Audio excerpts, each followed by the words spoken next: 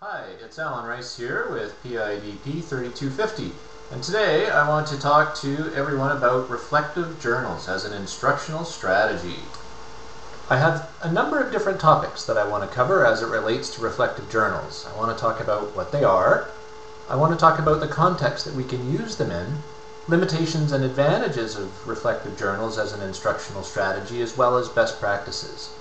I want to briefly examine the role of the educator and the learner in the use of reflective journals, and just touch briefly at the end on a couple of ethical and cultural issues related to reflective journaling. So what is a reflective journal?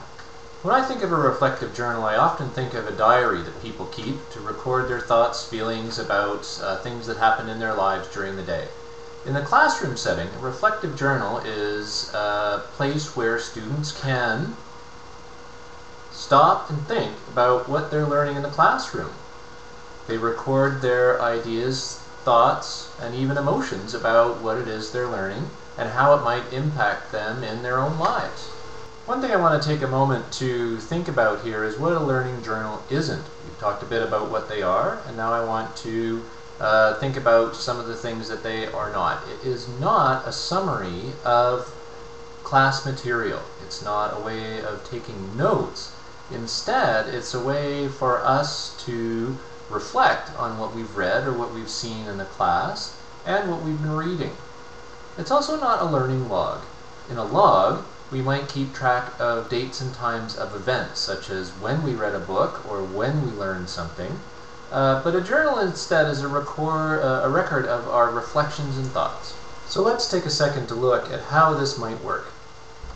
Reflective journals can be used in either the classroom context or in the online delivery context. And either way, I think it works quite well.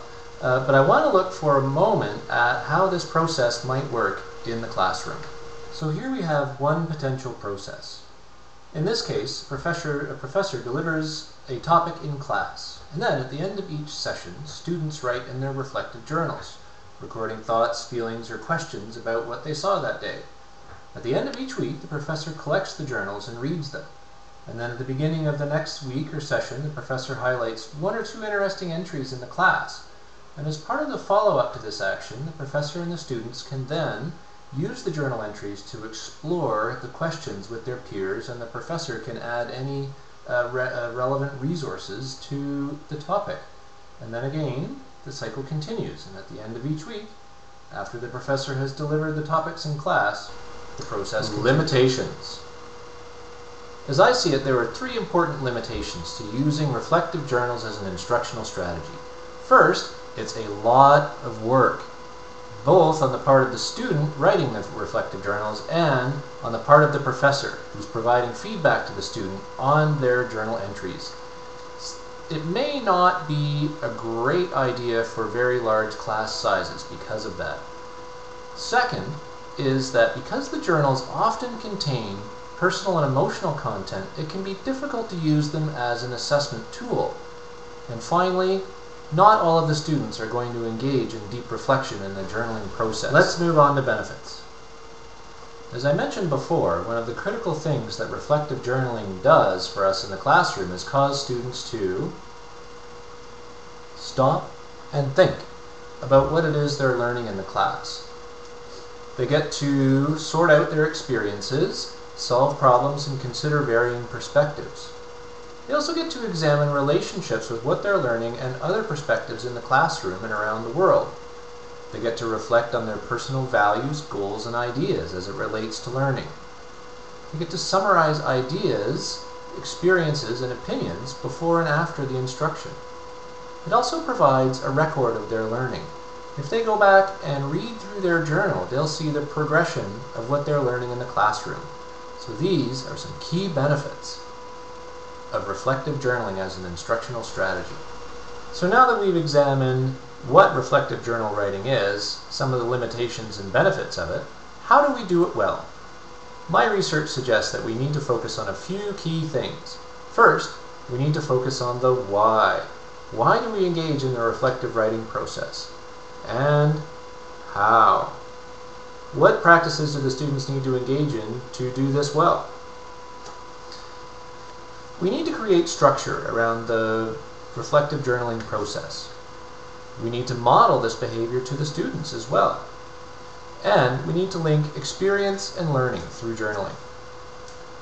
Also, reflective journal writing needs to occur often. The more students engage in this process, the better at it they'll become. So what's our role in this process as professors? The way I see it, there are 4 key roles that we have. The first is to pose effective questions to get the journaling process underway. The second would be to provide a safe environment for students to create reflective journals.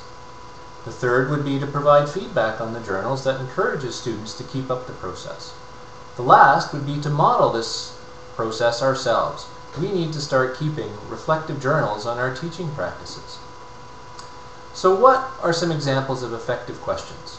Well, effective questions cause students to stop and think and reflect. An example might be, what did I find interesting about today's lesson and why? You could follow that up with, what did I find puzzling or unexpected, and why was that? You might also get students to reflect on their own learning processes. You might ask a question like, how am I learning this material, and can I link it to any theories or practices that we learned about in the classroom? So those are just a couple of examples. I just want to conclude with a few thoughts. First, in my experience, I've found reflective journal writing perhaps the most effective at drawing students out who are quiet in the classroom. They may have a cultural bias towards being quiet in social settings, or they may just be shy. But I've found that if we provide a safe environment for them to start in the reflective process and to start communication with the professor, that this can help draw them out in the classroom as well. When they see other students doing it and having success, they may feel that they can have and share this success themselves. And once again, I just want to conclude by saying the idea of journaling is to stop, think, and reflect about our experiences, not just the students, but the professors and teachers themselves. So thank you very much for listening.